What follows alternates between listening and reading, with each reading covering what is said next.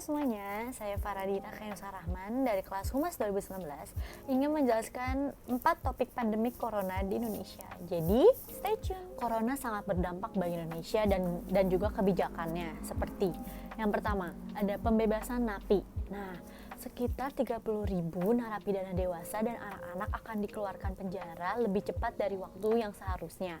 Nah, kenapa mereka dikeluarkan lebih cepat? Karena adanya virus corona ini. Menurut pemerintah itu karena di lapas itu berdesak-desakan dan juga sangat tidak layak dihuni, dan karena adanya wabah virus corona yang sangat cepat menyebarnya, cara yang paling efektif adalah untuk membebaskan narapidana yang sudah menjalani hukum 2/3 dari masa hukumannya.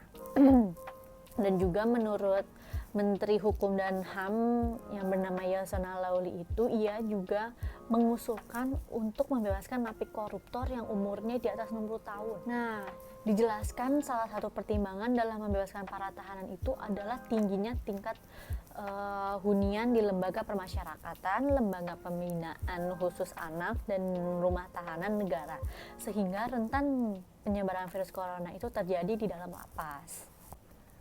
Menurut analisa saya, cukup realistis jika untuk napi yang hukumannya bukan karena korupsi dikeluarkan karena masalah penanganan sangat minum. Karena waktu saya lihat di Mata Najwa, episode melihat sel napi sangat tidak layak untuk ditempatkan. Tetapi berbeda dengan sel napi koruptor yang dimana waktu saya lihat di Mata Najwa juga, yang masalah nama lapasnya adalah Nah, di situ tim Mata Najwa itu benar-benar bersukan satu persatu, dan ternyata mereka itu juga seorang diri dalam satu ruangan. Dan juga menurut saya untuk para koruptor yang memiliki dosa seorang diri dan juga kalau mandiri itu cukup mewah. Maka dari itu, untuk pembebasan narapidana dengan kejahatan selain korupsi, saya masih bisa mengerti. Tetapi untuk narapidana korupsi, saya tidak setuju dengan kebijakan tersebut karena itu bisa membuat para napi koruptor itu. Yang kedua, ada kebijakan akibat virus corona ini, pemerintah melakukan kegiatan selalu di rumah, seperti tarawih, sholat Idul Fitri, dan juga mudik yang menjadi budaya kita. Mudik dilarang oleh pemerintah akibat virus corona yang bisa berdampak dengan adanya masyarakat berlalu lalang, bisa menambah virus corona ini menyebar dengan cepat. Kita tidak pernah tahu saat berpapasan di jalan kita bertemu dengan orang yang negatif atau positif corona. Dengan adanya kebijakan ini berdampak sisi positif dan juga negatifnya. Sisi baiknya, dengan kita tidak melakukan mudik, kita bisa memutuskan rantai penambahan virus corona ini. Dan juga kita walaupun tidak mudik bisa kok bersilaturahmi melewat via online seperti grup WhatsApp, melalui Instagram, dan lain-lain. Nah, sisi negatifnya, pendapatan UMKM yang dilalui jalur mudik menurun drastis dan bisa menyebabkan ekonomi jangka pendeknya sangat rugi. Karena masa-masa mudik inilah yang membuahkan pendapatan yang besar bagi pedagang yang dilalui oleh orang-orang yang berlalu lalang mudik, seperti pedagang yang ada di rest area ataupun di jalan-jalan yang bukan non-tol. Tetapi jika kita lihat melalui ekonomi jangka panjangnya, larangan mudik ini memberikan efek yang positif. Kemungkinan masyarakat melakukan isolasi diri di rumah dan juga semakin besar, dan penularan virus corona ini bisa ditekankan. Dengan kata lain, masyarakat yang sehat berpotensi tetap sehat dan juga nanti bisa tetap bekerja atau produktif ke depannya, dan membantu pengeluaran negara untuk wabah penyakit ini jika tidak mudik gitu. Jadi jangan pada mudik ya kalian semua. Corona kepada Indonesia di sektor lingkungan. Nah, yang ketiga itu saya akan menjelaskan tentang udara Indonesia yang lebih bersih. Nah, sejak virus corona COVID-19 merebak, lingkungan hidup menjadikan dampak yang positifnya. Organisasi Lingkungan Internasional Greenpeace menyebutkan COVID-19 memberi dampak negatif kepada perdagangan dan di sektor ekonomi. Tetapi karena tidak adanya kegiatan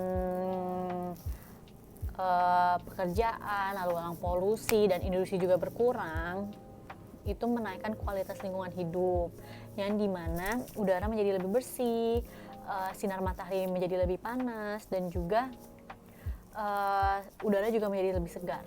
Menurut analisa saya, dengan kita melakukan social distancing yang disuruh oleh pemerintah ini membuat bumi kita bernafas dan membersihkan dirinya dari polusi yang kita berikan. Yang kita berikan itu maksudnya tuh yang manusia berikan kepada bumi.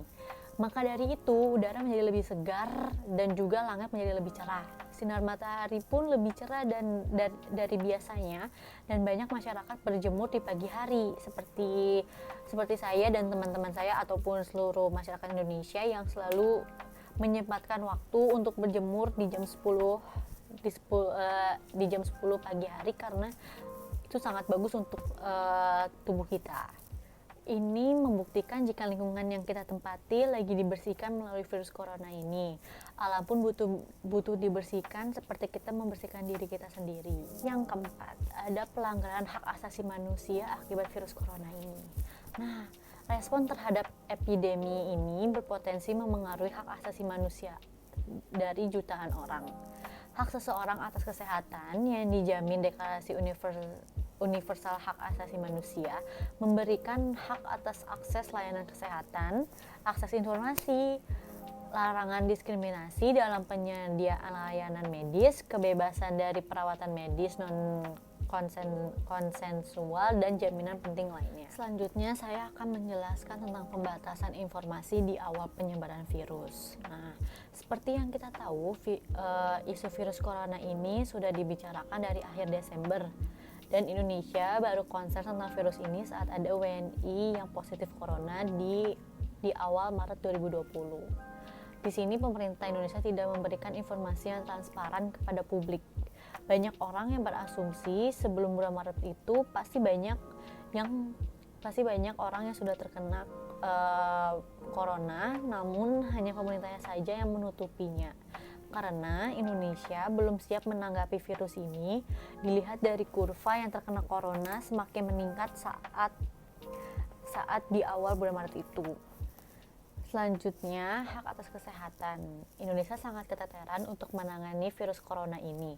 Bisa dilihat dari kekurangan tenaga medis dan rumah sakit, kekurangan perlengkapan medis seperti jas APD dan masker, serta banyaknya penimbunan alat kesehatan yang terjadi. Di sini bisa kita lihat jika pemerintah belum menyiapkan dengan baik agar masyarakat bisa terjamin keselamatannya. Banyak kebebasan kita diambil karena virus corona ini, dan pemerintah pun mengeluarkan kebijakan pasti dengan banyak pertimbangannya, seperti kebijakan social distancing, pembebasan narapidana, terus larangan mudik, dan juga banyak juga dampak-dampak lain dari virus corona ini. Stay safe untuk kita semuanya, semoga kita dijauhkan dari virus corona ini, dan juga kita selalu diberi kesehatan untuk terus bisa menjalankan hidup, dan juga bentar lagi kita mau bulan puasa, jadi kita harus tetap sehat. Terima kasih sudah menonton video ini, mohon maaf jika ada kekurangan dan salah-salah kata.